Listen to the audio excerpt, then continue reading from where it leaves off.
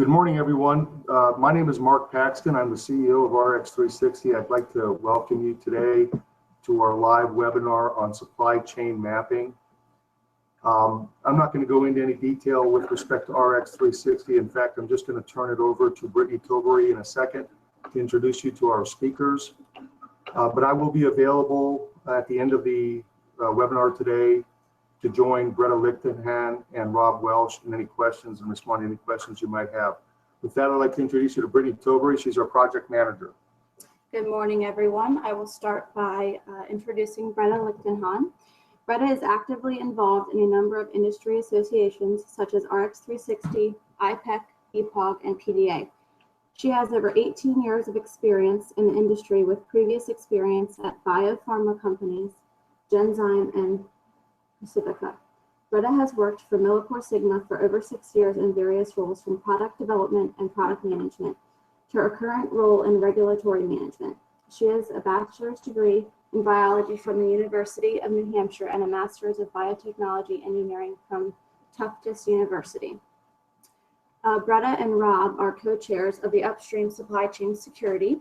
Rob Welsh's career with VWR spans 27 plus years in various category management, operational, and business development roles, primarily focused on serving customer requirements in the pharmaceutical, biotech, life science, med device, semiconductor, and industrial market segments. Currently, Rob is responsible for leading a cross-functional effort to enhance VWR's bioprocessing, operational, product, and service solutions in response to evolving customer and market needs.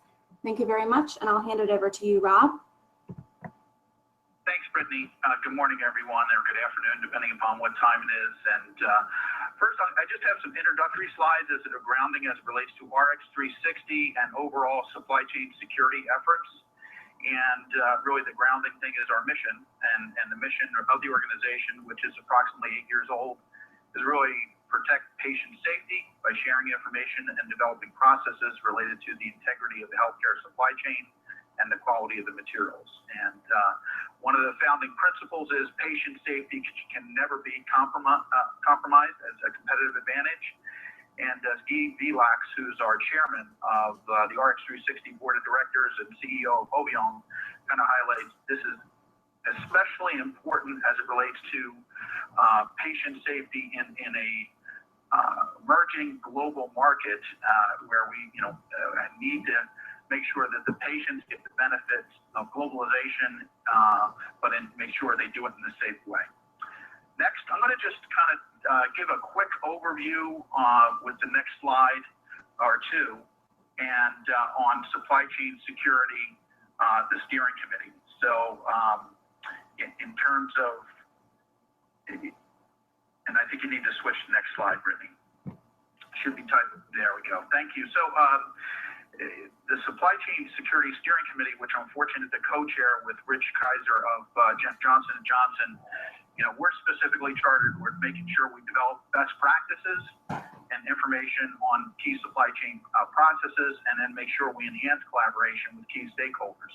And over the life of the organization, there's been a number of accomplishments and deliverables that you'll find, and just to quickly summarize, you'll find over 20 white papers on supply chain security, with over 100 contributors from 30-some companies that have really participated and spent their time to develop that.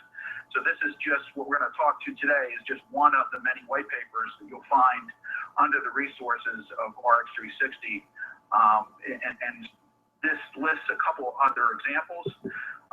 In addition to the upstream supply chain security, the serialization, which the traceability data exchange architecture work group, cargo theft, etc. And the intent is to support the entire Rx-360 organization, members, and then those that benefit from the work of the membership globally, not just in North America, but in Europe, Asia, and there's even Africa work groups. So in the next slide, I'm going to just give you a quick picture of all the different areas that kind of touch base on the next slide.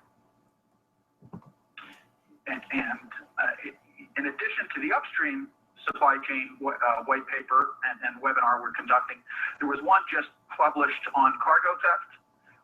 So there may be others in your organization or you specifically that might be interested in that. I mentioned the traceability and data exchange architecture. You know, the other aspect of it, you know, that's Africa GDP planning workshops. That's another important area that is really a lot of good work is being done.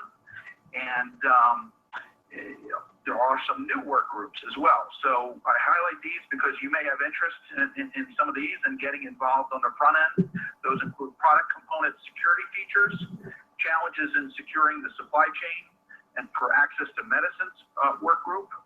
And they're also under supply chain security, there's efforts of the flash reports, which are sent out by the monitoring and reporting work group.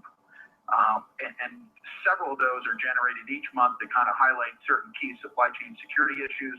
And there's a tremendous amount just over the last couple of years has been added as far as content pertaining to supplier management, led by Gary Perkins of Millipore Sigma and Rick Calabrese, that group, on supplier assessment questionnaire, how to manage critical vendors, and best practices for quality agreements. So the next slide, I just want to touch on a lot that's available, but it'll be covered in depth, both in speakers, but also workshops at the annual conference, which is scheduled to take place in November 3rd and 4th, just outside of DC in the Gaylord National Convention Center. And I wanted to highlight that to you all to encourage you to send to either not yourself, whoever the appropriate person in your organization to go to get the benefit from that and participate. It's an engagement not only of private industry, but regulators are heavily involved in terms of participating and supporting that event.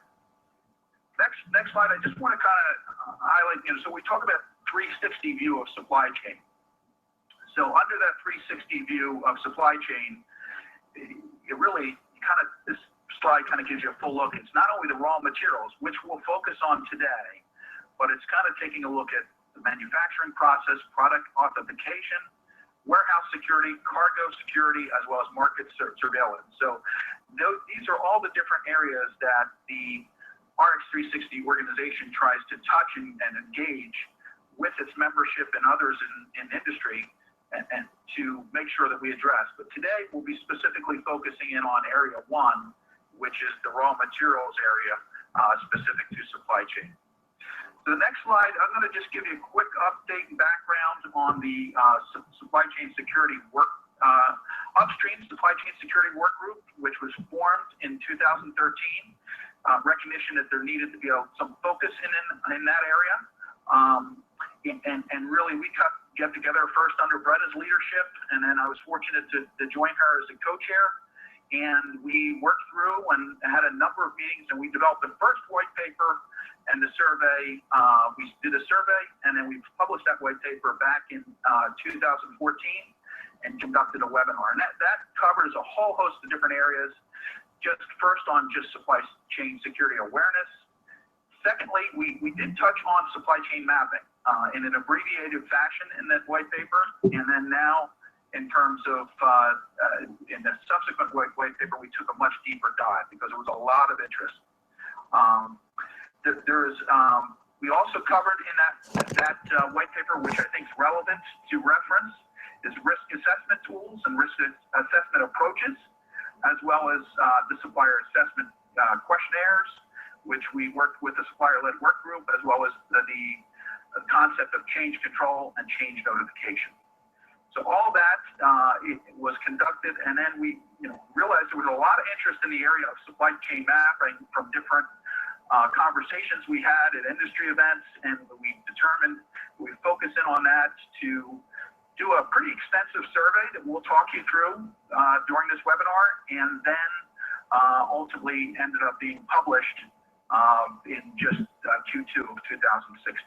So with that, I'm going to turn things over to Bretta to kind of give you an overview on the supply chain mapping white paper.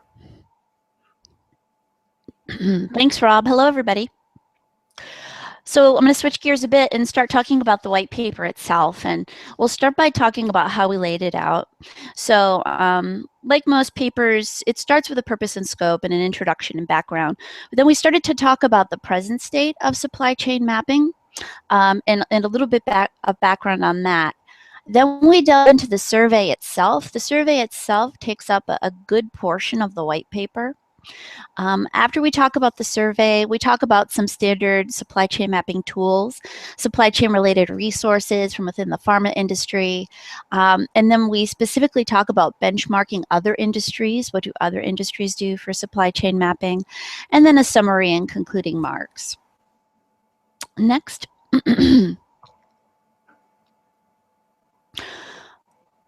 Let's talk about what we actually aim to do with the white paper. So the white paper reviews the present state of how the pharmaceutical industry maps its upstream raw material supply chain and the associated challenges that accompany it. We aim to cover a review of the survey of member companies of Rx-360 regarding their supply chain mapping topics.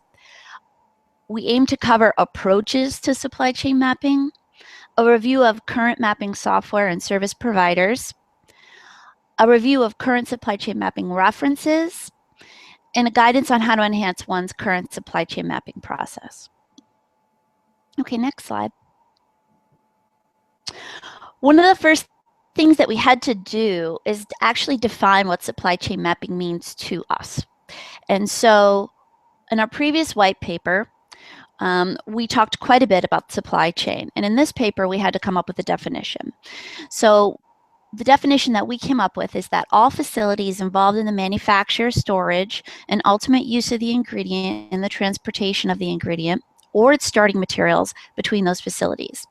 And as such, the upstream supply chain could include the facility that performs initial harvest of a starting material for a pharmaceutical ingredient through the company that uses the ingredient in the manufacture of a drug product.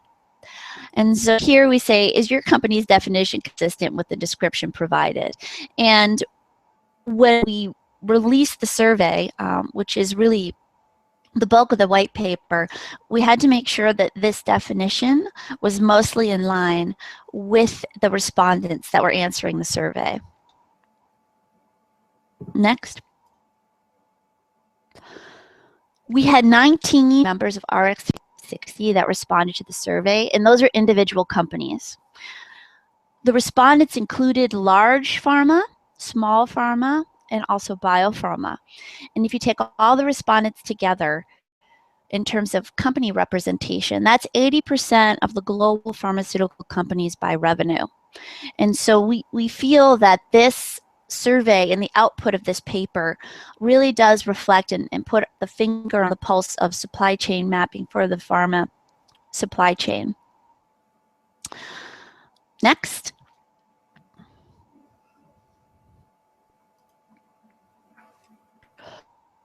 The survey broke down the different product categories, and we had to do that because we had to separate things out in order to make sense of the data that we were going to get back.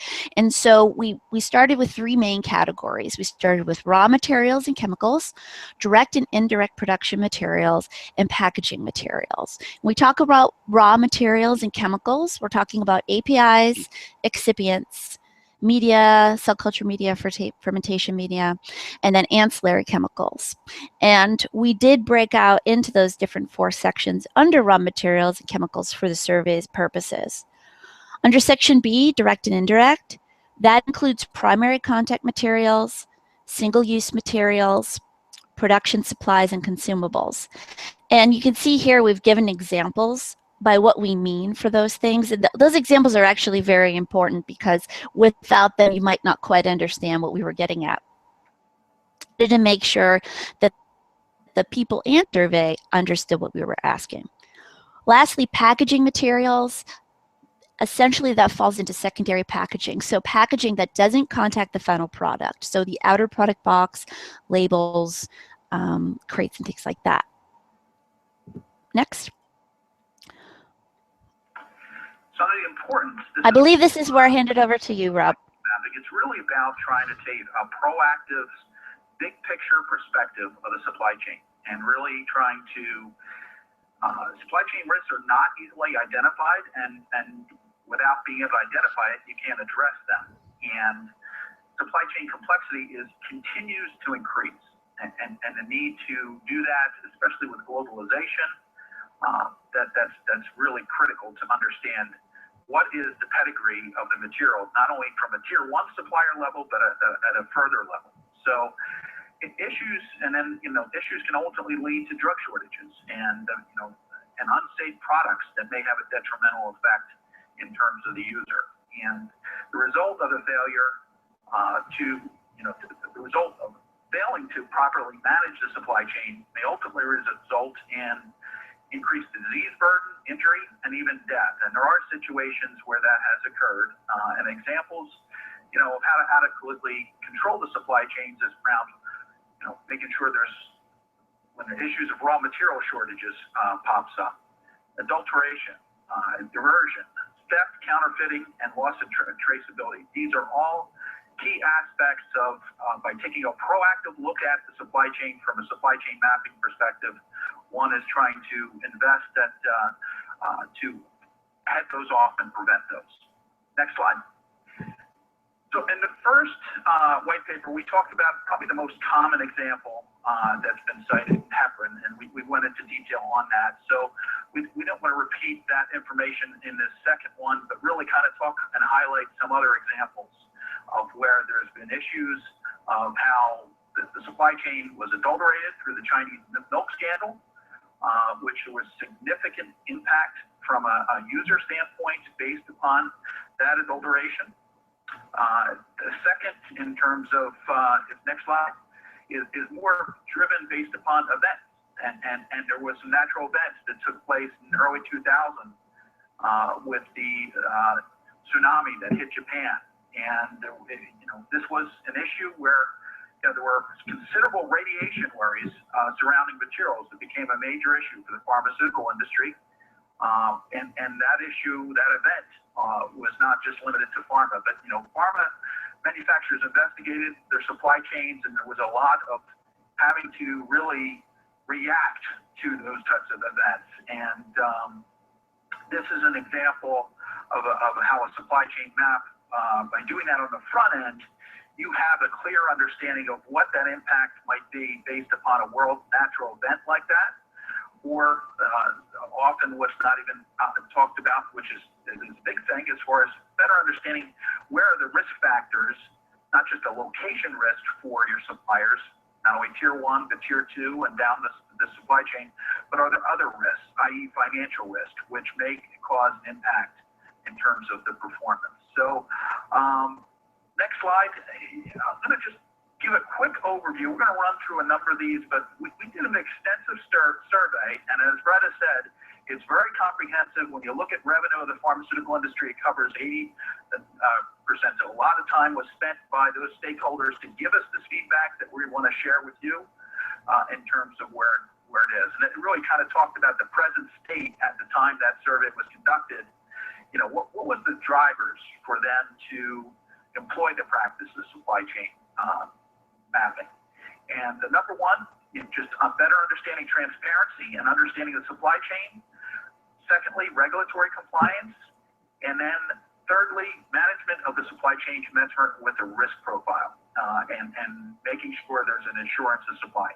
Those were the drivers, and of those presented, in terms of those were the key drivers, and the lowest was really lowering business costs. It was really more about trying to address risk, be proactive about identifying where the materials were come from, and being able to head off potential issues. So that's the first question. We'll get into a lot more questions that we did in the survey, but Bretta, you want to just next slide? I think you touch on some of the regulations and guidelines. Yep. So we wanted to make sure in the paper that we reviewed some regulations and guidelines that have to do with the supply chain. And that really was a focus on anything to do with the supply chain, but particularly like good distribution practices. So the way that we laid out this table that you see here is we've put the regulation, guideline, or law on the left column, and in the right side a short explanation of how that applies to the supply chain. And if you go to the next slide,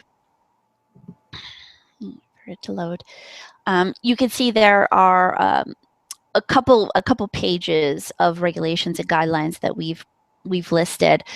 Some of the more important ones that do directly apply would be like the World Health Organization's Good Distribution Practices for Pharma Products from 2010, and the EU guideline on good distribution practices for medicinal products. But each one of these does have a touch point, and later in this presentation, we'll talk about some of the feedback from the survey that we got, specifically regarding how knowledgeable the survey respondents are about these particular regulations and guidelines. Okay, Rob, I hand it back to you. Okay, thanks, Brenda. All right, so I'm going to take you through some additional background as far as the survey. And, at that time, we conducted the survey in, 2004 to 2015 is when it was concluded. As of that time, about 2/3 of member companies had a formal mapping of their supply chain for the past 4 years. Only a little over 10% answered they had been mapping their supply chain for 10+ years, which the large majority, this is a relatively new process from that standpoint, from the industry standpoint, and that the survey just kind of indicates that. On the next slide, we just kind of touch on, okay, which departments primarily played point as far as the supply chain mapping process. And those that were identified as the key stakeholders were under supplier quality management, supply chain management, sourcing or procurement, and then a smaller number of respondents did indicate that it was involvement from manufacturing, receiving, and incoming QA. So that's a key thing as far as which areas were involved, and as far from a function standpoint. On the next slide, we asked about what tools at that time they were using. So at that time, 60% of the companies used specific tools for supply chain mapping. So the most common tool was, one of the main functions of business is using Excel to kind of manage those. However, 35% used a formalized software specific to the goal of supply chain mapping. And at that time, a very small percentage used an external supply chain mapping service provider. So, however, I know there has been movement in that area to employ outside services, but at that time it was very small. And there certainly has been evolution in terms of where this is going and from an adoption standpoint. On the next slide, we talked and kind of polled around risk. And really I'm trying to understand that, the criticality around this. And this was risk assessment, as I mentioned earlier, was a specific section of the white paper in terms of some tools and methods to address it that were shared. And what we found is, this was, foundational. That 80% of risk assessments, were determined as to which products to map, and then, a significant number of 70% used that to determine how far back in the supply chain one would go based upon that risk. And so it was foundational. 90% determined the criticality of the material being assessed. So it was foundational as far as the doing some upfront risk assessment before one determines which suppliers you want to engage with as far as to map, and then ultimately how deep you want to go based upon that risk. Next slide, Greta. Thanks, Rob. The next set of questions we asked were more complicated than just picking and choosing. What we did is ask the respondents to weigh a driver for supply chain mapping between 1 and 9. So essentially ranking the 9 categories that you see on the right side of the screen. So the top scoring key drivers for supply chain mapping were gaining transparency and understanding the supply chain, developing risk profiles, and assurance of supply. Those were all ranked fairly equally. Although regulatory compliance didn't score at the high end by weighted average, almost 40% of the respondents did rank it as the #1 driver. And in terms of what fell on the low end was lowering business costs and continuous improvement. It's not to say that those categories aren't important, but that they're merely less important than the main topic choices that were given. Next.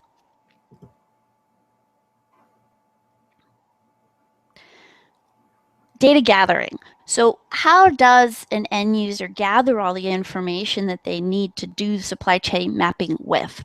So 90% of the respondents said that they send questionnaires and they used approved supplier lists as their main way to obtain supply chain mapping information. More than 70% obtain information via standard documentation from their suppliers.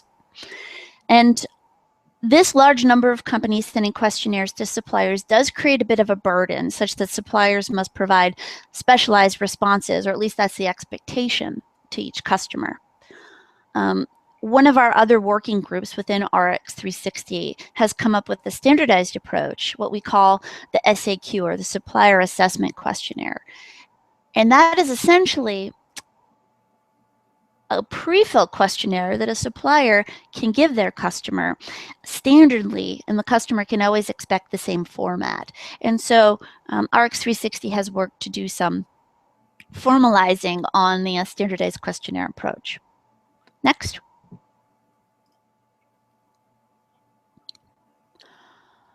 Okay, specifically in relation to raw materials and chemicals. So 100% of respondents say they're mapping their supply chain for APIs.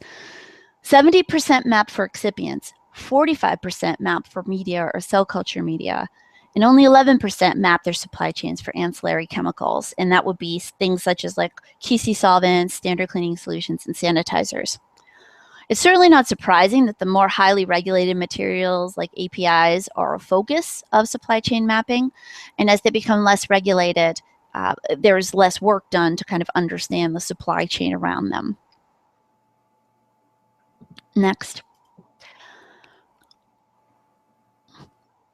So the product grouping that we called other product materials, 95% of respondents said they mapped their supply chain for primary contact materials, things like syringes and vials. 50% mapped for single-use materials, things like tubing, biotainers and bags and filters. 20% mapped their supply chain for production supplies, so things like apparel, gloves, and sticky mats.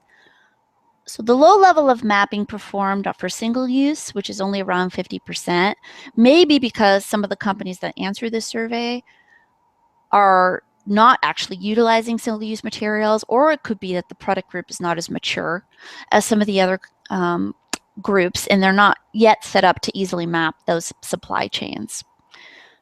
Next. In terms of secondary packaging materials, more than 90% of respondents say they map for these secondary packaging materials. So this is the packaging that doesn't contact the final product, and an example is the outer product box or outer labels. One reason for the high respondent rate here could be due to the mitigation efforts associated with the risks of counterfeiting in particular. Next. So we asked respondents to tell us if they're looking to continue to expand how they map their supply chain. And about 65% indicated that they would be looking to add materials to the list of products that they map. Of those respondents who are mapping their supply chains, the majority plan to expand significantly within the next 2 years, but none were actually planning to do it within the next year. Respondents that were looking to expand are mostly interested in primary contact and single-use materials, which is quite interesting. And media and cell culture media and excipients follow closely behind that. So there's certainly a progression of the materials that pharma companies are looking to map. Next. So if we delve into the supply chain a little bit further and we look at how far back in the supply chain are we going to understand where the materials are coming from? Most go furthest back, furthest in their supply chain for APIs, and they would consider them a high priority. That's followed by excipients, which was just marked as a priority, not high priority, and media, which was marked as low priority. And finally, ancillary materials, which were marked as not a priority at all.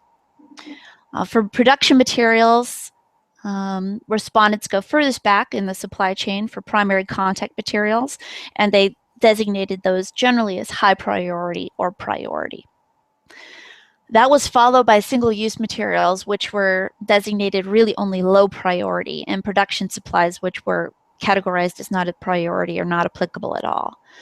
And then secondary packaging materials were somewhere in the middle under priority status. Next. High priority. Continuing on, anything that was marked as high priority, a majority delve back into the supply chain to at least N and N-1. Some only go to N, so some go to N-1, and that indicates a bit of a discrepancy between how far back within the supply chain respondents go, even for things that are marked as high priority. Some respondents talked about going as far back as N-4, N-5. We weren't able to detail out this section too much, so there's certain speculation around why this is. And one idea is that a lack of guidelines and regulations that prescribe how far back one has to go for particular product groupings. And another significant number of respondents go back to N-2 for high priority materials. And an even higher percentage don't do any of these, but instead they consider the risk of the material and go as far back as they deem as necessary. And in this instance, just to write ourselves, N is the immediate supplier to the pharmaceutical manufacturer. When we talk about regulations and things that are driving the mapping of the supply chain from a regulatory standpoint, the results show familiarity with most of the regulations that we asked respondents about. And about 90% of respondents indicated ICHQ 10 and the European regulation for GDP were the most influential. 50% of all respondents indicated that the 8 guidelines and regulations noted were influential in some way to mapping their supply chain.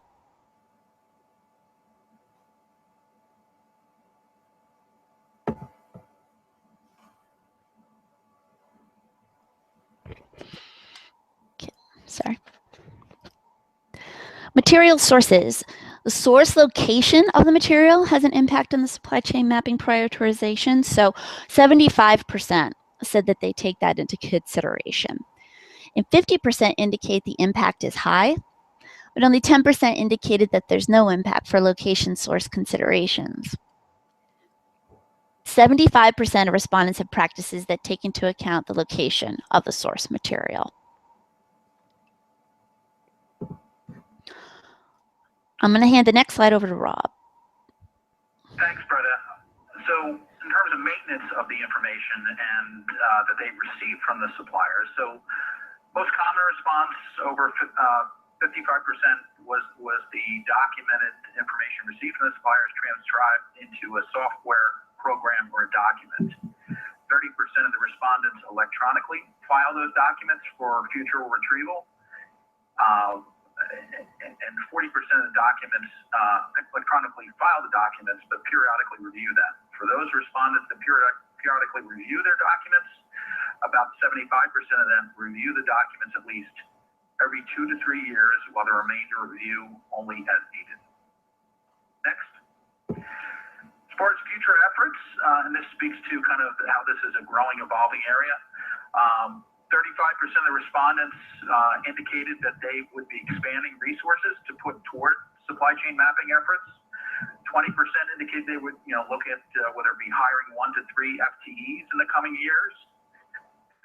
The rest of respondents chose not to provide the information due to concerns over confidentiality, business practices, or difficulty in estimation of the time. So, but respondents indicated they were investing, and they plan to spend anywhere from $200,000 to $2 million annually on maintenance of the costs of these efforts. And really, this is a proactive investment to protect their supply chain and provide assurance of supply to their patients that they serve. Next. As far as mapping tools, most use spreadsheet tracking for supply chain mapping at the time of the survey, and then a small percentage, but I know it's growing, are using service providers. and the service providers deliver varying levels of supply chain risk management services and solutions. These supply chain mapping solution companies, they provide mapping for suppliers, raw materials, as well as granular multi-tier mapping and monitoring down to the specific plant and locations. Listed in alphabetical order,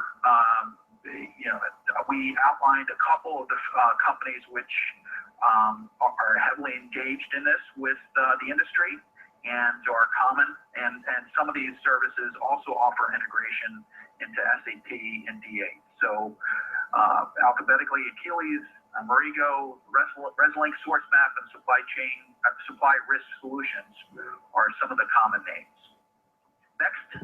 The next thing we tried to do is we tried to look outside the pharma industry around this issue, around quality of the materials, pedigree, and we looked at food. And in the food industry, there's increasing new regulations and looking to necessary to implement supply chain mapping measures that'll better understand the supply chain pedigree and ultimately the quality of the food products we ingest. In November of 2015, the FDA finalized the long-awaited regulations, and those related to the 2010 Food Safety Modernization Act, or FSMA, and those provided sweeping oversight on produce industry and imported foods to help avert foodborne illness and outbreaks. This was that act that I referenced, FSMA, the biggest overhaul of the federal food safety in over 70 years. And why was that? Because there was a wave of outbreaks in the past decade traced to produce. And it was really aimed at creating a food safety system that will allow less reactive and more proactive efforts in preventing contamination. And the statistics around this were pretty eye-opening, where 1 in 6 Americans each year, according to the CDC, were impacted by tainted foods, and results in some 128,000 hospitalizations and approximately 3,000 deaths. So next slide. The produce rule, for the first time, sets federal standards for how fruits and vegetables are grown, harvested, packed, and stored to reduce contamination risks. So farmers must test the water they use to raise crops to address concerns around harmful bacteria. They also must train the workers on health and hygiene practices for inspecting fields for wildlife encroachment. And imported food rules enables the FDA for the first time to hold importers accountable. Importers need to ensure that their foreign supplies meet U.S. safety standards. So food importers must monitor suppliers such as audits of processing facilities or the sampling of the testing materials.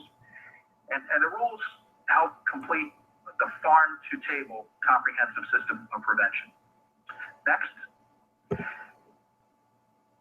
Certainly the emerging, the other thing driving from a food standpoint is the emerging organic brand promise. And that's why, in terms of understanding the upstream supply chain, especially for the organic food industry, is critical. Certification of organic requires growth without the use of persistent pesticides, artificial hormones, antibiotics, GMOs, and ensuring that sources of supply verified meet these organic criteria are key to certification. Next, we looked at some other industries, kind of an emerging industry, and that's the industry of cannabis, and the fact that it's been legalized in a couple states for recreational purposes, and some interesting means or mechanisms have been put in to address the supply chain. So the U.S. Legalized industries utilize technology-enabled means to track plants from seed to sale. So these, in the state of Washington, technological companies are, they kind of answered the call by adapting technology. Specifically, Washington State uses a BioTrack THC marijuana seed to sale traceability system, which is, those products are designed to track these and prevent abuses such as doctor shopping.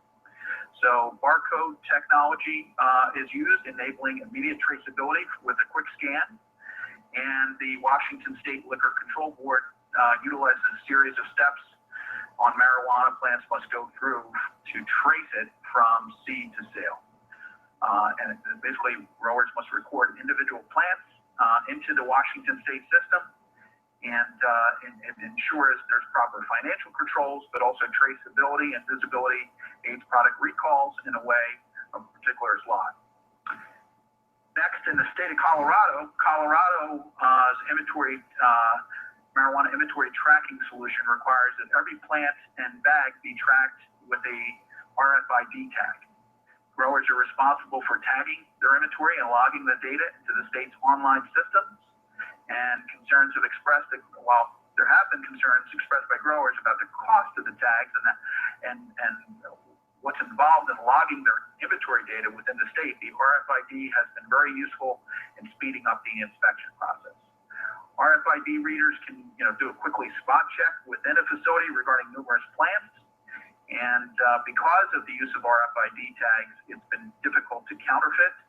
And their use has been appropriate for many regulatory and quality-related purposes. Next, the other area that's also related to the issue of supply chain mapping is this issue around conflict minerals. So there's a miscellaneous provision of the Dodd-Frank Wall Street Reform and Consumer Protection Act that includes a section pertaining to conflict minerals, section 1502 to be exact. And the intent is to curb the funding of the militias of the Democratic Republic of the Congo and the surrounding region, and really focusing in on a limited number, shining a light on tantalum, tungsten, tin, and gold that are extracted from this area. And it requires the companies use products that use these products declare the status of their materials as such when reporting to the SEC. And that the DRC conflict-free, not been found in the DRC conflict-free, or DRC conflict undeterminable. So those are the three areas. Next, and this is not only U.S., but other countries are taking similar steps to improve the transparency of mineral supplies from these conflicted areas. Conflict minerals end up in tens of thousands of types of products made for many different uses. And the number of companies involved in supplying and producing these goods runs into hundreds of thousands. And their supply chain covers the globe. The public accounting of the origins of these materials is difficult, and it's really unprecedented. It is thought that not many SEC reporting companies knew of their supply chain well enough when the act was first signed back in July of 2010 to declare. But since the act became law, some companies have initiated in-depth investigations to find out where their materials come from. So, Brenda, do you want to summarize? Sure. So in summary, the data show that the majority of the Rx-360 pharma manufacturers have been mapping their supply chains for less than 10 years. And supply chain mapping, therefore, is a relatively new activity for our industry. There are certainly many different ways to map the upstream drug supply chain, and there are many different tools that organizations use. So there is no one way or one tool that stood out amongst the rest. Regulatory pressures are certainly creating the need for better mapping, but it's only part of the reason for the increase in awareness in supply chain mapping activities. And pressures such as concern over supply chain diversion or adulteration are also driving the need for more information from suppliers. A few key take-home messages. So as the increase in the need for information grows, information needed to map the supply chain has to be provided by product suppliers. And suppliers do have a difficult job in that request received for information comes in many forms due to varying sources and asked for in varying levels of detail. So due to the immaturity of the supply chain, there is a need to better align within the industry around expectations of end user requirements so that suppliers can have reasonable expectations regarding what they can provide. And I'd like to take a moment and thank everybody who helped author this document: Ken Crossley from VWR, Mike LeBlanc from Avantor, myself, Torgny Lindback from GE Healthcare, and Rob Welsh, who's the co-presenter today from VWR. We also had some other contributors: Joyce Wan from Bristol Myers Squibb and Mike Schechter from Amgen. As a reminder, the white paper itself, along with the survey, which is associated as an appendix in a separate document, is available on the Rx-360 website. You can navigate there, or you can use this link you see here, which is under Documents, Guidelines, and White Papers. The current white paper is marked as new on the left side of the screen. So when you scroll down, you can find it more quickly and readily. And because today we'll not be releasing the presentation, but we will be releasing it in recorded form, you can download the white paper and read through it. And today's presentation really is a reiteration of the content from the white paper. Okay. If I could just interject too. So yeah, so the recording of this meeting is being recorded and will be available on demand and posted on Rx-360 website, so that one would be able to print out the white paper, read it prior, or if you want to reference back to the webinar. Essentially, we tried to take you through the key aspects, as well as the survey itself. The complete survey is on that document that Bretta pointed us to. And so that would be referenceable for everyone as well. So I think just a couple closing slides. We just wanted to kind of just make sure everyone's aware of,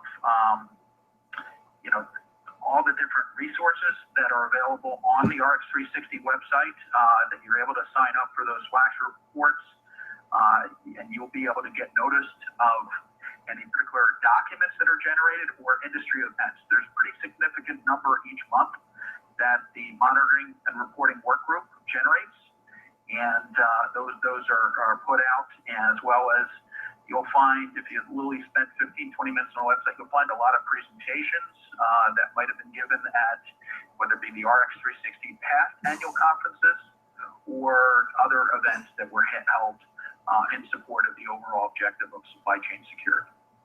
So the next slide, I just want to kind of remind and reemphasize everyone, and you'll find this is just a picture of what you'll find on the main Rx-360 website. There's a link to that to be able to sign up for the annual conference. I encourage you to have a stakeholder or stakeholders from your organization participate in that. It's a very well-attended conference, and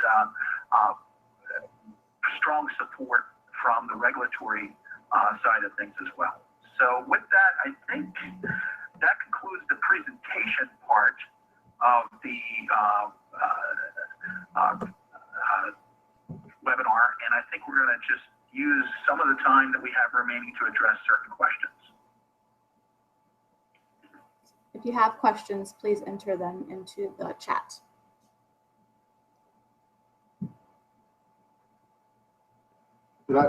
This is Mark Paxton again. I'm just going to follow up on a comment that Rob was making about the website. This is an FYI for folks. We have, first off, a downloadable application at the website that you can put on your iPhone or Android device. We are developing a platform in addition to allowing you to look up all the Rx-360 content from that mobile app. We are actually developing a platform for pushing out notifications that are based upon what we call Rx Insider news flashes and alerts. And secondly, we are in the process of redesigning the website. That website redesign will go live no later than the middle of August.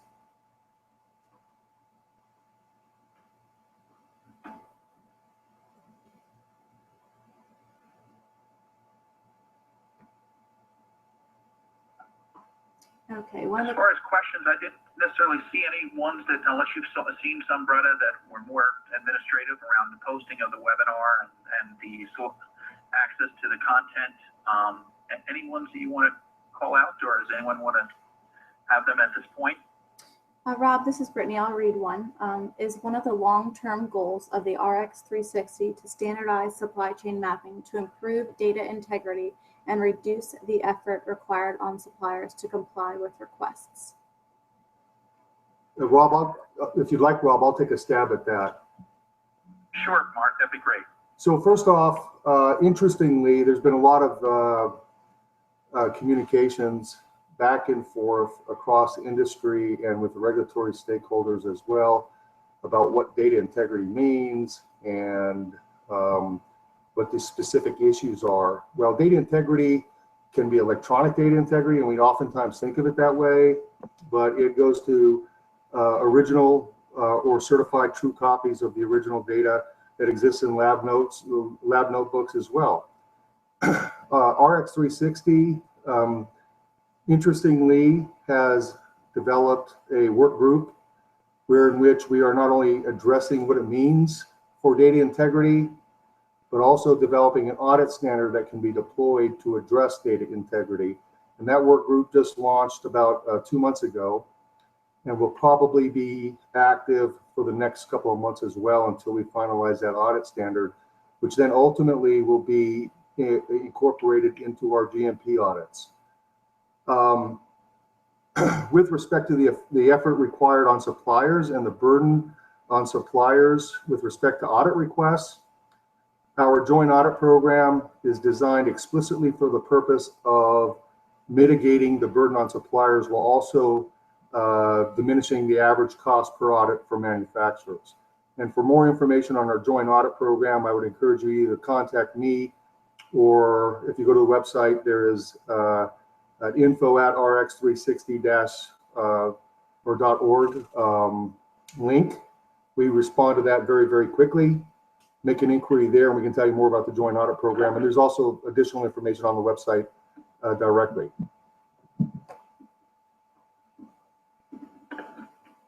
Thanks, Mark. I don't believe there are any other questions that were of note. I guess the only thing I want to kind of just, my concluding comments would be to thank everyone for taking the time, for everyone who took the time to fill out the information related to the survey in support of this, which was very comprehensive, and hopefully we try to do it service presenting that today and then also in the white paper, and really encourage you to give consideration to get involved in the Rx-360 organization. As you can see, there's all different areas around the supply chain, and I think you'll find it to be tremendously rewarding from a business and professional standpoint to work with colleagues across industry to make sure we're developing collectively the best practices to support the ultimate goal, making sure that patients receive safe and effective medicines.